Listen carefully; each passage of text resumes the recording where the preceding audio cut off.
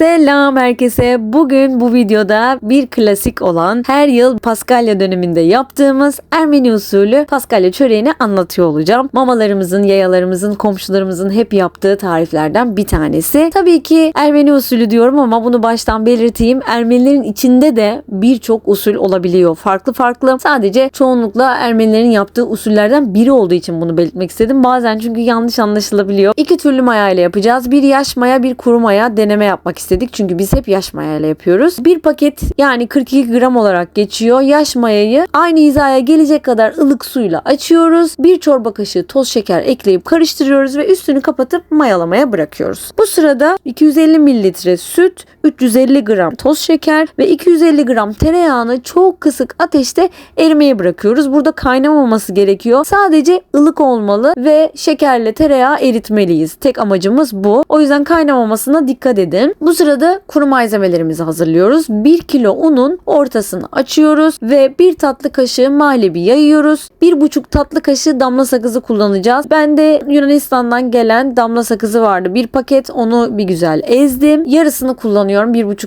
tatlı kaşığına tekabül ediyor. Diğer yarısını da kuru mayayla olan tarife kullanacağız. Ve 4 tane oda sıcaklığında yumurtayı bu ortaya kırıyoruz. Gördüğünüz gibi tereyağı ve şekerimiz eridi. Nasıl yoğun kıvamı. Onu da ortasına döküyoruz. Ve son olarak mayalanan mayamızı koyuyoruz üstüne.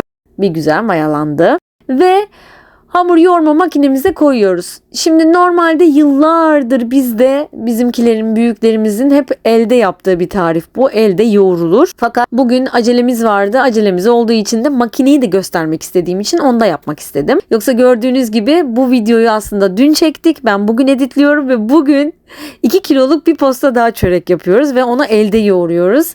Hatta onu da çektim. Videosunu şöyle sağ alta ekliyorum.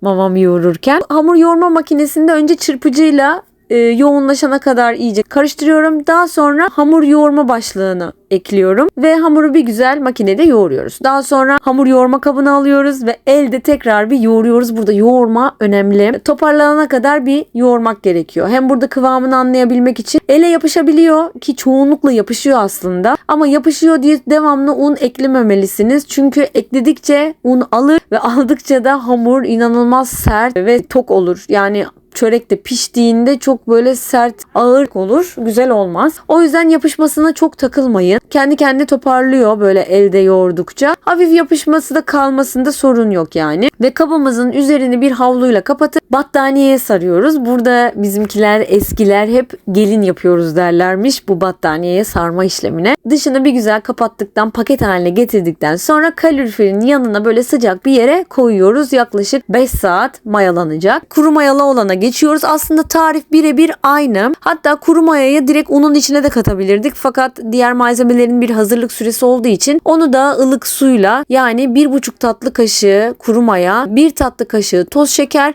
ve üstünü geçecek kadar ılık suyla karıştırıp yine kapağını kapatıp mayalamaya bırakıyoruz. Aynı şekilde bütün malzemeleri ekliyoruz. Hamur yoğurma makinesinde karışıyoruz. Bir tane daha leğenimiz vardı fakat kayıp bulamadık. O yüzden 2 ayrı karıştırma kabına böleceğiz. Tezgahta yine böyle yoğurduktan sonra gördüğünüz gibi nasıl yapışıyor ve unladığımız kaplarımıza böyle düzelterek top şeklini vererek koyuyoruz. İkisinin de üzerine havluyla kapatıp aynı şekilde ikisini bir büyük bir battaniyeye sarıp gelin ediyoruz ve kaloriferin önüne koyuyoruz. Burada zaten size de gösteriyorum. Yan yana 2 gelin kaloriferin önünde ısınıyorlar, mayalanıyorlar ve önce yaş mayalı olan hamurumuza başlıyoruz. Tezgahımızı unluyoruz ama kabın içerisinden devam etmeye karar verdim. O yüzden boşa unladım diyebilirim. Mayalandıktan sonra şöyle yine elimizde bir çeviriyoruz, toparlıyoruz ve artık şekil verme kısmına başlıyoruz. Burada tamamen mamamın yönlendirmesiyle mamamla beraber yapıyoruz zaten. Tam olarak boyutlarda ben emin olamadım. Mamam artık yıllardır yaptığı için elde o çok daha iyi biliyor. Top şekline getirip elde böyle açıp çok fazla ekstra bir özen göstermeye gerek kalmadan bu şekilde örüyorsunuz. Eğer arzu ederseniz denemezseniz, boyutlarından emin olamazsanız hamuru tezgahınıza alıp ortadan bölüp böyle eşit toplar elde edebilirsiniz. O şekilde ilerleyebilirsiniz. Ben tamamen mamamın avantajını kullandım burada.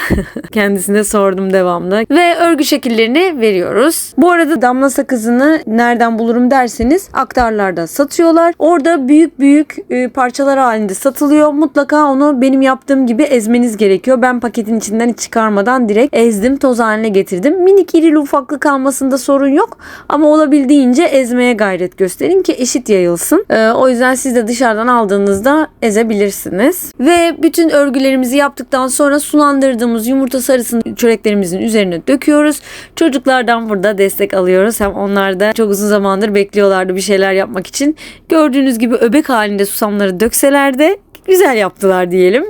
Daha sonra burada gördüğünüz kuru mayayla olan hamurlarımıza sıra geliyor. Çok da fazla kabarmadı. Bu durum biraz moral bozabiliyor böyle görünce ama fazla poğaça yapan bir insan olarak kapta mayalanmayan hamurlar daha sonra fırında çok güzel şişip kabarabiliyor. O yüzden hemen puanını vermedim. Hamurlarımızı bölerek yine aynı şekilde örgülerimizi yapıyoruz. Tepsimize diziyoruz. Normalde 180 derecelik fırında alt üst ızgara ayarında pişmeye bırakıyoruz. Ama bizim eski fırında 180 derecede güzel olurken bu yeni fırında yetmiyor. O yüzden genelde hep 10-20 derece daha fazla derecede koyuyoruz. 200 derecede alt üst ızgara ayarında pişmeye bırakıyoruz ve gördüğünüz gibi şişen, kabaran, patlayan harika çöreklerimiz hazır hale geliyor. Burada gösterdiğim kuru mayayla olan çörek ve gördüğünüz gibi gayet güzel kabarmış. Önceki mayalama işleminde çok kabarmadığı için moral bozabilirdik ama ben bozmadım ve bekledim. Gayet güzel oldu. Bu da yaş mayayla olan çörek. İkisi de gerçekten harika oldu. Farkı oldu mu derseniz bütün maya ile ikisini beraber tattıktan sonra lezzetinde zaten bir fark yok. İkisi de eşit şekilde kabardı. Sadece yaş maya ile olan tık daha yumuşak, daha puf puf oldu. Bizim yıllardır yaptığımız gibi yaş mayadan devam edeceğimiz artık kesinleşti. Biz yaparken çok keyif aldık. Umarım siz de izlerken keyif alırsınız. Herhangi bir sorunuz varsa denerseniz yorumlarda mutlaka buluşalım. Bunun gibi daha birçok tarif için kanalıma abone olmayı unutmayın. Afiyet olsun.